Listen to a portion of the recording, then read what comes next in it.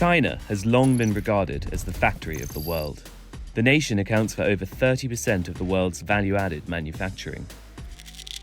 But that may be changing, especially in low-tech and mid-end factories, which make up the bulk of manufacturing in China. China's factory activity contracted for a fourth straight month in August, with a variety of factors putting pressure on output. Firstly, manufacturers are increasingly struggling with anemic orders from Western buyers. Competition from rival hubs is also growing, particularly from South and Southeast Asian countries such as Indonesia, India, and Vietnam, where manufacturing wages are noticeably lower than in China. Trade restrictions in foreign markets, especially from the US, are also having an impact. Thanks largely to tariffs initially imposed by Donald Trump in 2018, the share of Chinese goods in US imports has fallen sharply, from a high of 22% in 2017 to less than 15% in 2024. Demographics are also a factor. The nation's workforce is both aging and shrinking. Migrant workers, those who leave their rural hometowns to work in urban centers, make up about 80% of China's manufacturing workforce.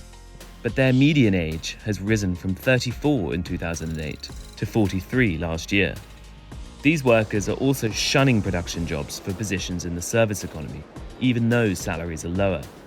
In 2013, service sector jobs accounted for 43% of migrant workers. By 2023, that figure had climbed to 54%. These factors are pushing labor costs up.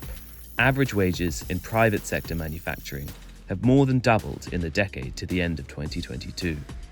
The Chinese economy continues to rely on manufacturing and exports to keep its growth target in sight, although the IMF has projected that growth will fall to less than 4% in the coming years.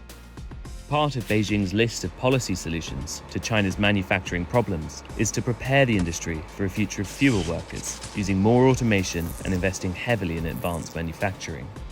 But investing in the technological upgrades is expensive and beyond the capacity of factories working on razor-thin margins.